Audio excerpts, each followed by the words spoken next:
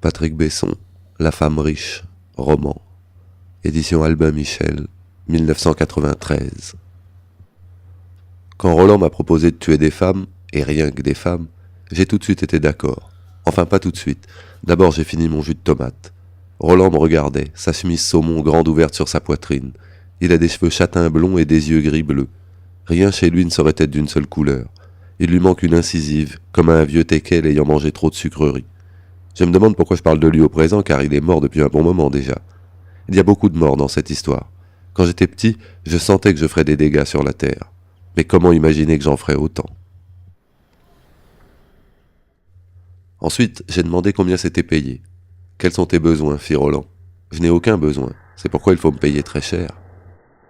Je comprends.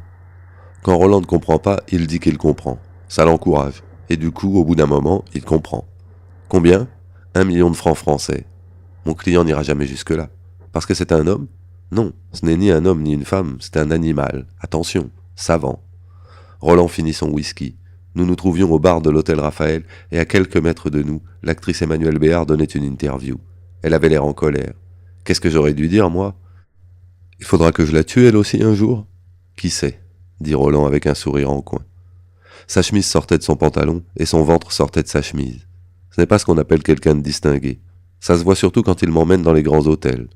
Les jours où nous déjeunons ensemble dans son arabe des Batignolles, il ressemble à un grand seigneur dans la débine, ce qui ne manque pas de classe. Quand il a besoin de sel ou d'une autre bouteille de vin, Roland mange trop de sel et boit trop de vin, bien que son médecin lui dise que c'est mauvais pour sa santé. Il crie « aubergiste » ou bien « tavernier ». Baisse ton prix, Michel. Je n'ai même pas commencé à tuer et je dois déjà baisser mon prix. Je te garantis 200 000 francs. Que veux-tu que je fasse avec 200 000 francs? La même chose qu'avec 1 million, rien.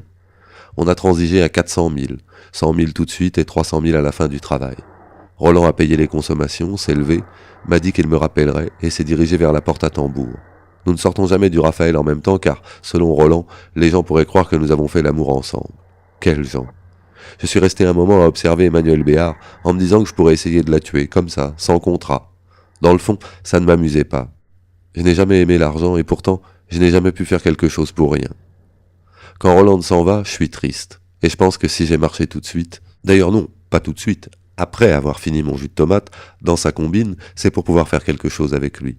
Roland est la seule personne positive de mon entourage et ça me fait du bien de le voir. Il prend les choses graves à la légère et c'est ce dont j'ai besoin en ce moment. Les autres, c'est toujours comme si le ciel venait de leur tomber sur la tête. Mon frère, par exemple, il écoute trop France Info. À chaque fois que je l'appelle à Montpellier dans son bureau de la caisse d'épargne, là où est l'écureuil, d'ailleurs c'est comme ça que ma sœur et moi on l'appelle, l'écureuil, il se lamente. Encore des morts, tous les jours il y a des morts. Eh oui, c'est comme ça. Et avec ce que je vais faire, il y en aura encore plus. À mon tour, je suis sorti du Raphaël. J'ai marché vers l'Étoile. Je portais un élégant costume gris clair acheté en Italie. Aux pieds, j'avais des chaussures anglaises, car les chaussures italiennes sont trop étroites pour moi. J'ai de gros pieds. Ce qui est, selon les traités de criminologie que m'a fait lire Roland, peu après notre première rencontre, le signe de tendance homicide, surtout chez l'homme. Je suis entré au McDo. J'ai commandé un haut fiche et un thé au lait avec une salade. Je devais faire attention à mon poids, surtout maintenant. Une femme se laisse plus facilement approcher par un maigre que par un gros. Et pour tuer une femme, c'est comme pour la draguer, il faut s'approcher d'elle. Je me suis installé au rez-de-chaussée et 3 filles d'une vingtaine d'années se sont assises à côté de moi sans savoir ce qu'elles faisaient. Elles me regardaient en douce. Je suis beau. C'est aussi pour ça que Roland m'a choisi. Beau et méchant. Exactement ce qu'il lui fallait. J'ai demandé aux filles si elles étaient étudiantes. Oui, elles l'étaient. En quoi? En terminale. Je n'avais pas encore décidé de les tuer. Je voulais juste échanger quelques mots avec elles pour passer le temps et leur faire plaisir. Souvent je me suis laissé séduire par des femmes qui ne me plaisaient pas afin qu'elles me prennent pour un don du ciel, car c'est agréable de passer de temps en temps pour un cadeau, surtout quand on n'en est pas un. Elles m'ont demandé si j'étais étudiant, moi aussi. Je l'étais il y a longtemps, dis-je. Il ne doit pas y avoir si longtemps que ça, dit l'une des deux brunes, grosse fille embarrassée d'elle-même, avec des cernes sous les yeux et un nez en trompette. Pas mal de temps. Combien? Quelques années. Elles refusèrent avec une unanimité touchante de croire que j'avais 30 ans. Tous les hommes de 30 ans ont l'air d'en avoir 25, sauf ceux qui ont perdu leurs cheveux ou pris 20 kilos, ce qui est une minorité, en tout cas dans mon milieu. Je les invitais à m'accompagner au cinéma. Elles acceptèrent, qualifiant mon offre de sympa. Nous sortîmes du McDo. J'avais l'impression d'être Alexandre de Macédoine marchant avec une escorte de 3 bonshommes Michelin. L'une d'elles m'a même pris le bras sous le regard furieux de ses 2 copines. Les filles croient à l'amitié jusqu'à ce qu'elles rencontrent un homme. J'avais honte, et parallèlement jouissais de ma honte. J'étais le grand méchant loup sortant avec les 3 petits cochons. Dans le cinéma, dès que la lumière s'éteignit, j'embrassais à pleine bouche ma voisine de droite, puis ma voisine de gauche. Elles rigolèrent. La troisième, elle, ne rigolait pas. Dommage, car c'était la mieux. Quand j'obligeais mes 2 filles à joindre leurs mains sur mon sexe par-dessus le pantalon, la troisième fille dit que ça ne lui plaisait pas. Les autres lui demandèrent de se rasseoir, l'accusèrent de n'être pas marrante. L'une d'elles lui proposa même de lui céder sa place pour une dizaine de minutes. Ça ne convainquit pas l'étudiante de rester en notre compagnie et elle quitta la salle, petite silhouette trapue et boudeuse qui venait de sauver sa peau. J'ai déboutonné ma braguette. Mes 2 voisines rigolèrent. Elles allaient rigoler longtemps comme ça? Laquelle de vous 2 suce le mieux? Dis-nous d'abord comment tu t'appelles, exigea doucement la fille aux cernes sous les yeux. Michel, et vous? Moi c'est Pascal, elle c'est Emmanuel. C'est Pascal ou Emmanuel qui suce le mieux? C'est Pascal, dit Emmanuel. Pourquoi dis-tu ça, lui demanda Pascal. Parce que c'est connu. De qui c'est connu? De tous les mecs qu'on a sucés ensemble. Je commençais à me sentir mal, et en même temps, bien.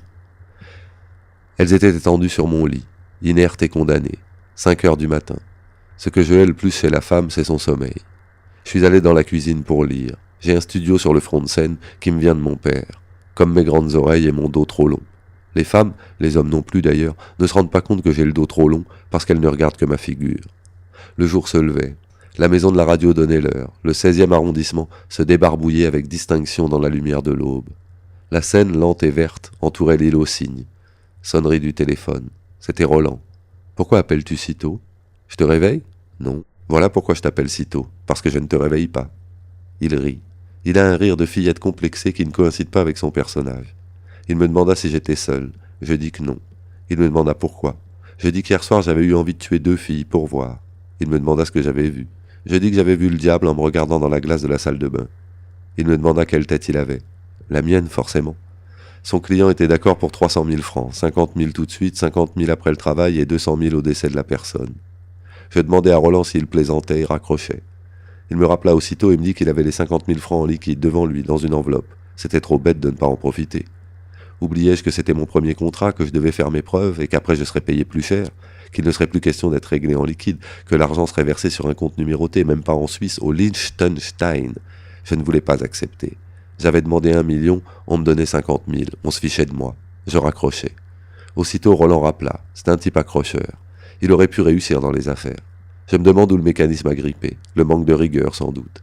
Il me dit que la fille était blonde, douce et belle, et que j'aurais plaisir à la tuer. Je pouvais tout de même la voir, non? Et si je la voyais, pourquoi ne pas prendre les 50 000 francs? De guerre lasse, j'acceptais. Il me donna rendez-vous au Fouquet's vers midi. C'était là que la fille déjeunerait, il apporterait l'argent. Quand je choisis ma chemise, ma cravate et mon costume, je n'étais pas encore sûr que j'irais au Fouquet's. Mais une fois habillé, je me suis rendu compte que je n'avais nulle part ailleurs où aller. Roland m'attendait dans le coin fumeur. Où est-elle? demandai-je en m'asseyant. Ce sont les tueurs qui déjeunent à midi, pas les jolies femmes. Elles déjeunent à quelle heure, les jolies femmes? 13h, c'est-à-dire 13h30. Qu'est-ce qu'on va faire jusqu'à 13h30?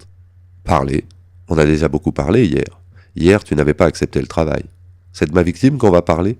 Il sourit et hocha la tête, puis me tendit une enveloppe en papier kraft que je glissai dans ma poche.